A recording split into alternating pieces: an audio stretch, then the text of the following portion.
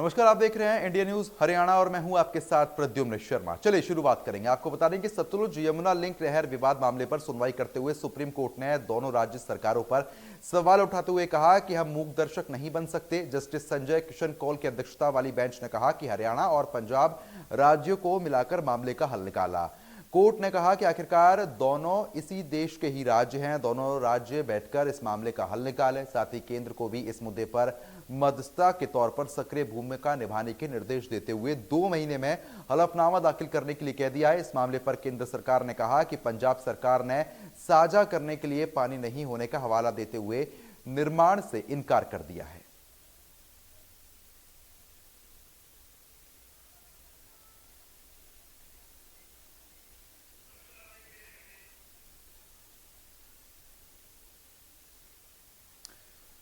तो चलिए खबरों में आगे बढ़ते हैं। आपको बता दें कि मोदी सरनेम वाले बयान को लेकर मानहानि केस में राहुल गांधी को सूरत की सेशन कोर्ट ने दोषी ठहराया। कोर्ट ने उन्हें 2 साल की सजा सुनाई। हालांकि उन्हें 30 दिन के लिए जमानत भी मिल गई है। यह मामला 4 साल पुराना है। राहुल ने एक चुनावी रैली में मोदी सरनेम पर विवादित टिप्पणी की थी। इसे लेकर उनके खिलाफ मानहानि का मुकदमा दायर किया गया था। आपको बता दें सीजीएम एच वर्मा इस मामले पर सुनवाई कर रहे थे। उन्होंने पिछले हफ्ते अपना फैसला सुरक्षित रख लिया था। उन्होंने फैसला सुनाते हुए राहुल गांधी को दोषी करार दिया था।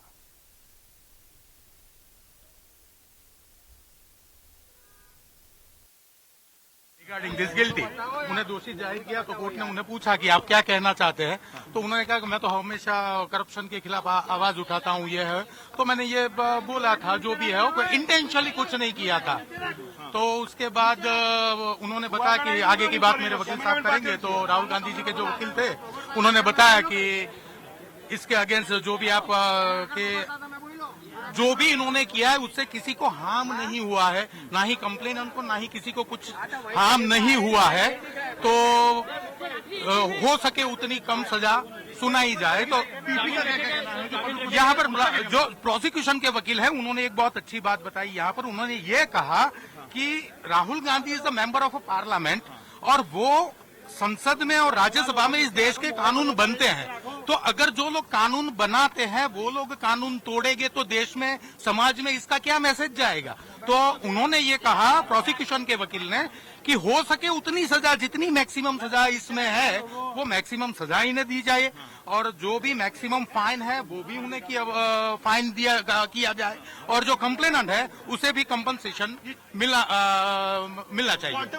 कोर्ट को आज ज्यादा मतलब सुनवाई की कोई गुंजाइश नहीं थी। जो प्रोसीजर है तो जैसे राहुल जी कोर्ट रूम में एंटर हुए 2 मिनट के बाद कोर्ट ने सजा सुनाई दी कि मैं आपको आईपीसी के कलम 499 और 500 के तहत आपको गुनहगार करार देता हूं। बाद में उससे पूछा गया कि तुम्हारे सजा के बारे में क्या कहना है। तो राहुल जी ने ये बताया कि मैंने पॉलिटिकल लीडर की हैसियत से जो करप्शन देश में हो रहा है उसको खुला करना ये मेरी प्राथमिक फर्ज है, इसके अलावा मैंने कुछ नहीं किया। फिर दलील हुई हमारे जो राहुल जी के ओर से एडवोकेट अपेयर था, उन्होंने बताया कि हम कोई कोर्ट की माफी नहीं मांग रहे, हमें कोर्ट की कोई दया नहीं चाहिए, लेकिन जो कुछ हुआ है वो हमारी फर्ज के मुताबिक हमने किया है और मिटिगेटिंग सर्कमस्टेंसेस भी बताए। और उसके बाद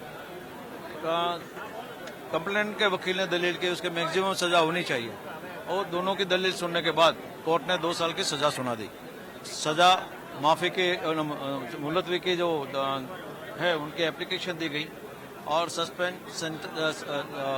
सेंटर से सस्पेंड कर दिया गया और 30 दिन का टाइम दिया गया कि आप अपील कर लो और जामीन लेके। तो वहीं फैसले के बाद राहुल गांधी ने महात्मा गांधी के एक कथन को शेयर करते हुए ट्वीट किया है। उन्होंने लिखा कि मेरा धर्म सत्य और अहिंसा पर आधारित है। सत्य मेरा भगवान है, अहिंसा उसे पाने का साधन। तो उन्होंने लिखा मेरा धर्म सत्य है और अहिंसा पर आधारित है, सत्य मेरा भगवान है और अहिंसा उसे पाने का साधन।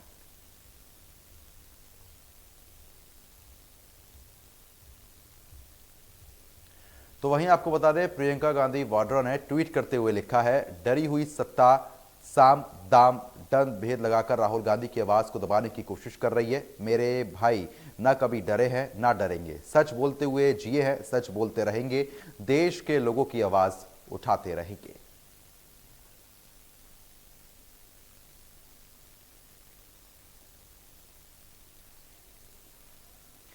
तो वहीं आपको बता दें कि राहुल गांधी को सजा के मुद्दे पर ज्ञानचंद गुप्ता ने कहा कि इस तरह किसी समाज के बारे में बयानबाजी नहीं करनी चाहिए। गुजरात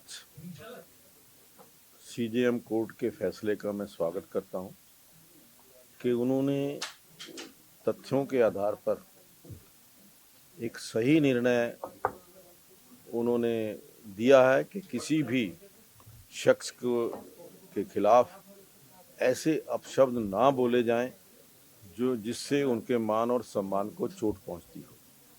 नरेंद्र मोदी जी हमारे देश के प्रधानमंत्री हैं और उनके खिलाफ कोई भी अवमानना या कोई भी ऐसे शब्द जो उनके सम्मान के खिलाफ हों बोलना उचित नहीं है और मैं जो कोर्ट का निर्णय है उसका स्वागत करता हूं। कांग्रेस कह रही है कि कुछ भी गलत नहीं कहा था राहुल गांधी ने, उनकी इस टिप्पणी को कैसे देखती है और सेशन कोर्ट ने जमानत भी दे दी है उनसे? देखिए, ये कोर्ट ने निर्णय किया है, उनके कहने का ना कहने का कोई प्रश्न नहीं है और जो अगर उनको जमानत दी है ये एक प्रक्रिया है कोर्ट की। नहीं, देखिए, ये तो एज पर रूल्स जब तक 3 साल से ज़्यादा की सज़ा नहीं हो जाती तब तक कोई खतरा नहीं होता।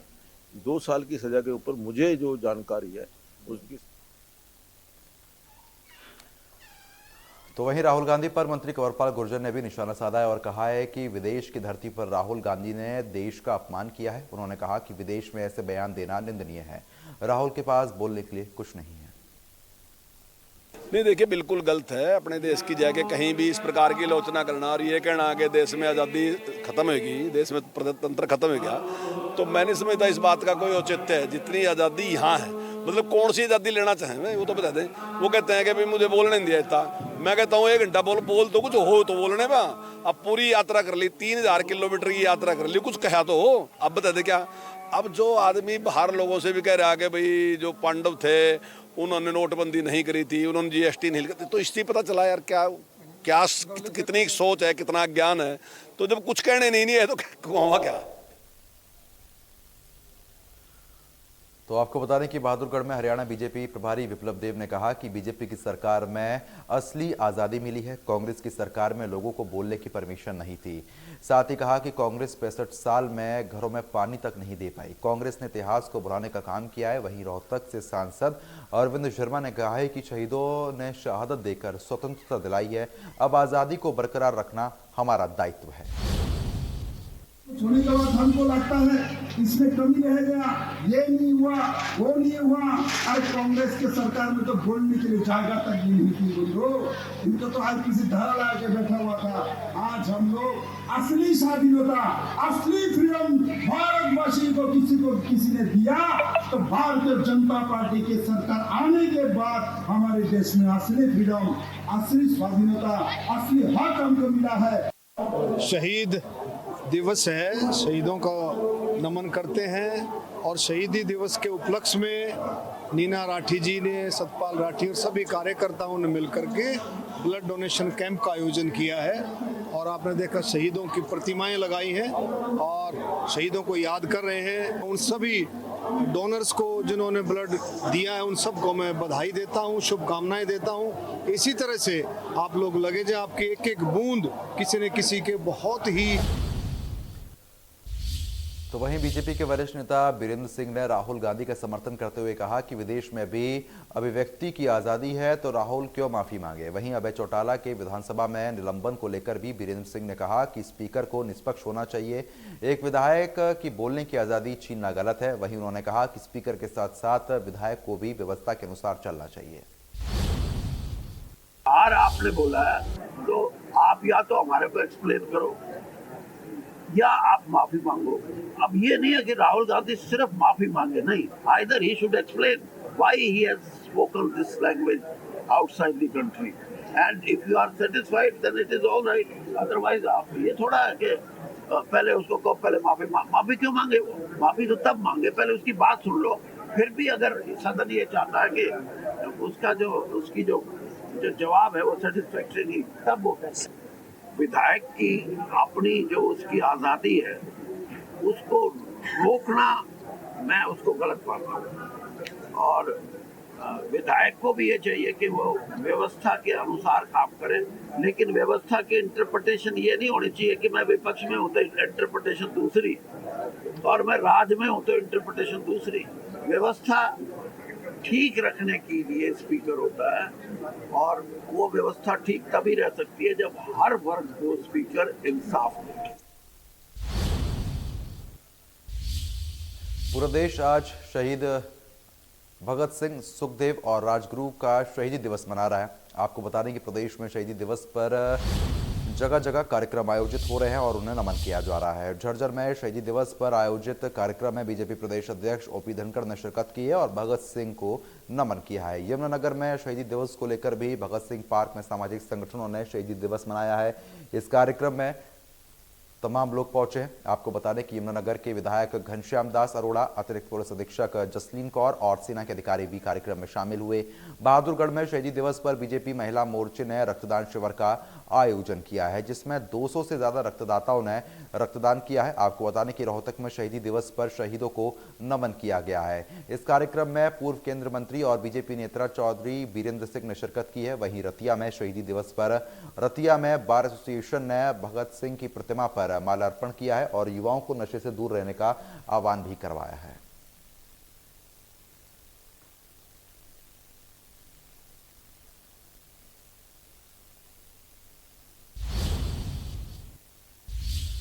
हरियाणा में बजट सत्र निपटने के बाद मुख्यमंत्री मनोहर लाल आज दिल्ली के दौरे पर है। सबसे पहले वह नेशनल वॉर मेमोरियल पहुंचे। सीएम ने स्मारक पर पहुंचकर शहीदों को पुष्पगुच्छ अर्पित कर शहीदों को नमन किया है।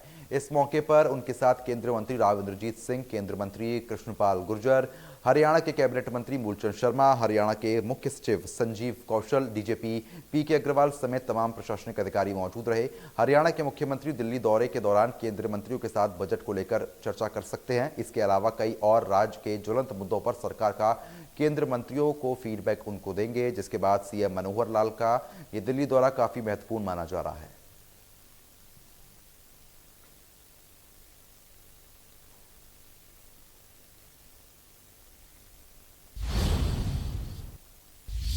तो वहीं मुख्यमंत्री के साथ शहीदों को श्रद्धांजलि देने सांसद सुनीता दुग्गल वॉर मेमोरियल पहुंची हैं और शहीदों को नमन किया है। सुनीता दुग्गल ने कहा है कि शहीदों ने देश को स्वतंत्रता दिलाने के लिए अपने प्राणों की कुर्बानी दी है। मुझे लगता है कि हमारे लिए आज ये बड़ा ही ये कहेंगे कि पवित्र दिन है कि जिसमें माननीय मुख्यमंत्री जी के नेतृत्व में हमारे हरियाणा के सभी सांसद जन यहाँ पर एकत्रित हुए और यहाँ पर हमारे 26,000 के करीब जो जवान शहीद हुए हैं, हमने सबने उनको मिलकर श्रद्धांजलि दी और बहुत ही अच्छा लगा देख कर कि किस तरह से माननीय प्रधानमंत्री जी के नेतृत्व में हमारा देश हमारे शहीदों को जो है वो स्मरण कर रहा है। डेली के हिसाब से यहाँ पर किसी न किसी जो शहीद है 365 दिन जो है किसी न किसी शहीद के परिवार को बुलाया जाता है और उसको पूरा सम्मान दिया जाता है और इसके साथ साथ जो है वो वहाँ पर जाकर जो है श्रद्धांजलि अर्पित करते हैं और मुझे लगता है कि बहुत बड़ा सम्मान जो है ये उस वीर के लिए। तो वहीं विधानसभा अध्यक्ष ज्ञानचंद गुप्ता ने शहीदी दिवस पर शहीदों को नमन किया है। इस दौरान ज्ञानचंद गुप्ता ने कहा कि भगत सिंह के सम्मान में चंडीगढ़ एयरपोर्ट का नाम भगत सिंह पर रखा जाएगा। शहीद आजम भगत सिंह हमारे नेशनल हीरो हैं। उनकी कुर्बानी जो मैं समझता हूं कि देश की आज़ादी के अंदर उसका एक बड़ा रोल है और जिस प्रकार से चाहे वो ऐसे जलियांवाला बाग के जो हत्यारे थे उनको सजा देना और फिर आवाज़ को बुलंद करते हुए और फिर क्या है कि भागने की ना कोशिश करते हुए उन्होंने अपने आप को ऑफर किया और ऐसे जो स्वाभिमानी जो क्रांतिकारी हुए हैं उनका सम्मान। तो वहीं शहीदी दिवस पर आज़ादी के समय की गांधी जी की चिट्ठी को लेकर ओपी धनखड़ ने सवाल खड़े किए हैं। उन्होंने कहा है कि गांधी समझौते के दौरान कांग्रेसियों की रिहाई की मांग उठाई थी उन्होंने। सुखदेव ने भी चिट्ठी लिखकर इस भेदभाव पर सवाल किया था। गांधी जी ने उसमें सबकी रिहाई की मांग की, क्रांतिकारियों की रिहाई की मांग उसमें नहीं हुई और गांधी जी ने कहा कि सब अपना आंदोलन वापस ले लो। उसी कारण से सुखदेव ने एक चिट्ठी गांधी जी को लिखी थी कि आप सबको आंदोलन तो वापस लेने की बात कर रहे हैं लेकिन आपने क्रांतिकारी जो जेलों में बंद हैं उनकी रिहाई की बात नहीं की। वो चिट्ठी गांधी जी को बाद में मिली, भगत सुखदेव के बाद गांधी जी ने जवाब भी लिखा है लेकिन सुखदेव का सवाल ऐसा सवाल है जो संपूर्ण देश के सामने खड़ा है क्योंकि लोग सोच रहे थे कि गांधी इरविन की जब गोल मेज कॉन्फ्रेंस होगी तो इन तीनों वीरों के बारे में जो है उनके रिहाई के बारे में भी बात होगी, लेकिन जो बात नहीं हुई, बल्कि सुखदेव ने अपनी चिट्ठी में ये नहीं लिखा है कि हमारे तो बलिदान होने में ही आज़ादी का आंदोलन आगे बढ़ेगा। मतलब मेरी चिट्ठी का ये मतलब नहीं लगाया जाए कि, लेकिन आप जो अपील कर रहे हो, आप अपील सारे कांग्रेसी छोड़ दिए गए, केवल क्रांतिकारी नहीं छोड़े गए गांधी समझौते के बाद। और इसके कारण से फिर दूसरी बात भी कही क्रांतिकारी संगठनों ने कि जब ये बलिदान हो रहे होते हैं तो कांग्रेस का बड़ा नेतृत्व इनके बचाने का काम नहीं करता, जब बलिदान हो जाते हैं तो इन पर श्रद्धांजलियाँ देता है, प्रशंसा करता है। ये हुआ जब कराची में अधिवेशन हुआ उसी महीने में, तो इन तीनों शहीदों की प्रशंसा की गई, लेकिन इन शहीदों को बचाने के लिए जो योगदान हो सकता था वो नहीं हुआ। तेज बारिश एवं ओलावृष्टि के कारण पूरे हरियाणा में फसलों को नुकसान हुआ है, लेकिन चरखी दादरी जिले में सबसे ज्यादा फसल खराब हुई है। कृषि विभाग के मुताबिक करीब 1,91,00,000 एकड़ में सरसों और गेहूं की फसल बर्बाद हुई। ऐसे में कृषि मंत्री जेपी दलाल ने कहा कि किसानों को घबराने की बिल्कुल जरूरत नहीं है, उनकी फसल में हुए नुकसान की भरपाई सरकार करेगी।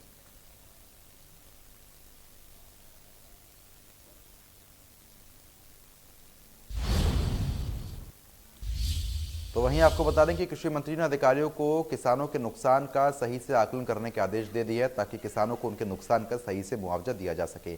वहीं पोर्टल को लेकर आ रही परेशानी को लेकर कृषि मंत्री ने कहा है कि मेरा फसल मेरा ब्यौरा फोन कॉल किसानों की सुविधा के लिए है। ऐसे में सभी किसान अपनी फसलों का रजिस्ट्रेशन पोर्टल पर जरूर कराएं। उन्होंने कहा कि आपदा के कारण रजिस्ट्रेशन नहीं करवा पाने वाले किसानों की परेशानी का हल सरकार जरूर निकालेगी। ये गांव है जिसमें ओलावृष्टि की वजह से बहुत 100% नुकसान हुआ है और किसान बहुत दुखी है, और किसान का दुख देखकर हमारे भी बहुत दुख हो रहा है। और सरकार की तरफ से जो भी यथासंभव मदद होगी हम किसान की करेंगे।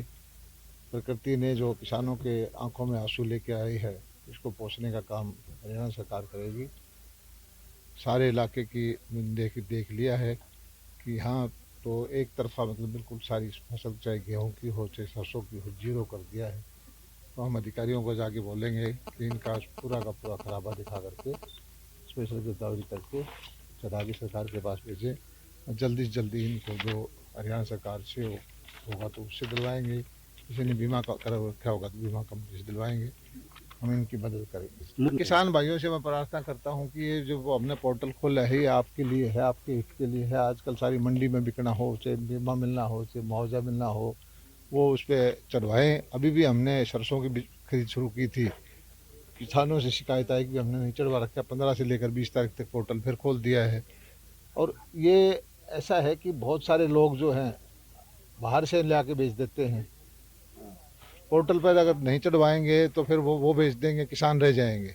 इसलिए हमने पोर्टल चालू किया है, और कुछ किसानों की अभी भी शिकायत आई है तो इनकी लिए कुछ न कुछ इनको मौका फिर देंगे। ये गांव है जिसमें ओलावृष्टि की वजह।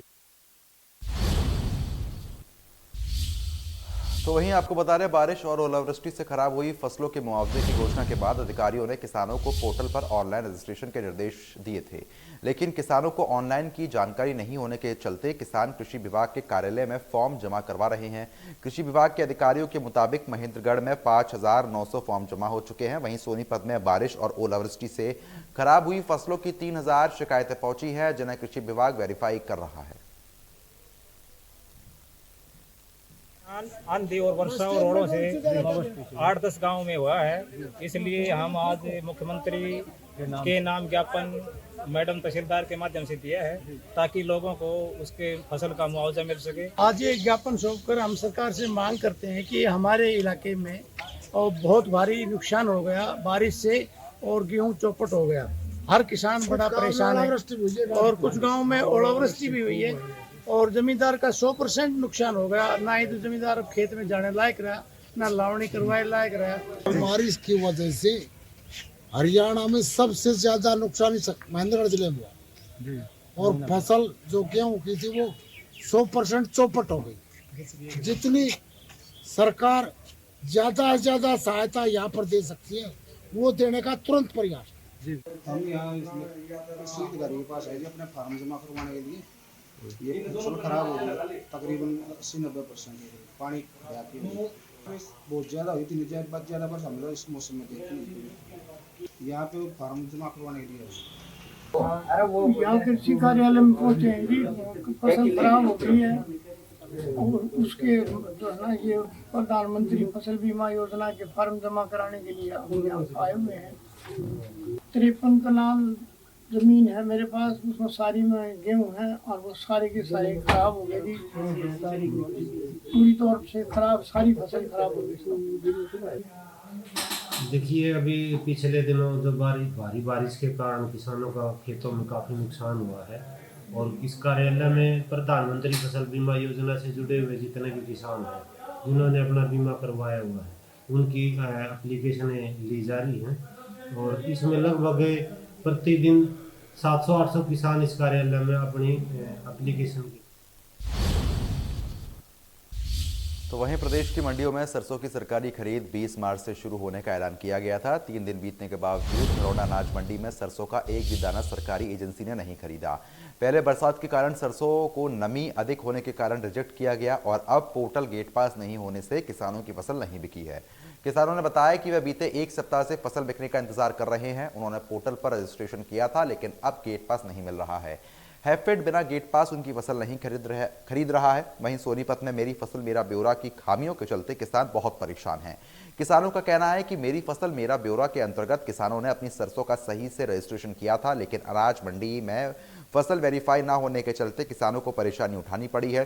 तुर्कपुर गांव में किसानों का कहना है कि उन्होंने मेरी फसल मेरा ब्यौरा पर अपनी फसल के 6.5 किलो का ब्यौरा दर्ज करवाया था लेकिन जैसे ही वे अनाज मंडी के गेट पर पहुंचे तो 1 किलो का रजिस्ट्रेशन मिला जिसकी वजह से 4 किलो की फसल उन्हें वापस ले जानी पड़ी।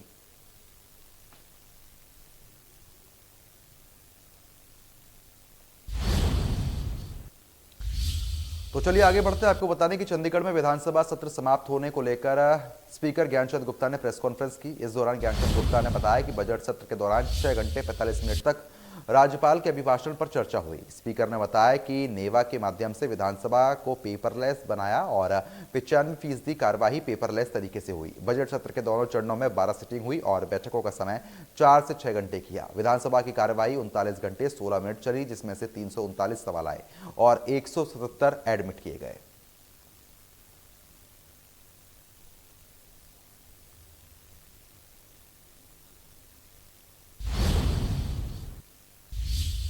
तो आगे बढ़ते हैं। ज्ञानचंद गुप्ता ने कहा कि हरियाणा संगठित अपराध पर लगाम लगाने के लिए हरको का बिल पास किया गया है। वहीं उन्होंने हिमाचल के मामले पर बोलते हुए कहा है कि पानी पर पुराना अधिकार है। कांग्रेस का ये दुस्साहस सही नहीं है। देखिए ये हकोका जो है मकोका की तरह है जैसे महाराष्ट्र के अंदर है लेकिन कुछ छोटी सी प्रेसिडेंट की तरफ से कुछ एक चीज दो को लेकर के जो ऑब्जेक्शंस आए थे वो रिमूव कर दिए गए हैं और मुझे उम्मीद है कि अब ये लागू हो जाएगा। ठीक है, थैंक यू सर। इस सरकार का मतलब नहीं है जो हमारा पानी के ऊपर राइट है वो कोई आज नया नहीं हुआ। आज कांग्रेस की सरकार ने इस प्रकार का जो एक मैं तो ये कहूँगा कि दुस्साहस किया है वो ठीक नहीं है। जो हरियाणा का जो पानी है जो हरियाणा का जो ऊपर सेस लगाना है वो बिल्कुल। तो आपको बता दें पंजाब से फरार अमृतपाल की गिरफ्तारी में पंजाब पुलिस लगातार दबिश डाल रही है। पंजाब पुलिस ने कुरुक्षेत्र से एक महिला को हिरासत में लिया है। महिला पर अमृतपाल की मदद के आरोप है। सूत्रों के हवाले से खबर यह भी है कि अमृतपाल 19 मार्च को शाहबाद में ही ठहरा था। लगातार जांच के बाद पुलिस ने प्रशासनिक अधिकारियों के रीडर हरजिंदर सिंह को भी हिरासत में ले लिया है जो पहले से हिरासत में महिला का भाई है। अमृतपाल को लेकर मिले इनपुट के बाद पुलिस एक सीसीटीवी खंगाल रही है और घर घर जाकर अमृतपाल की तलाश भी कर रही है।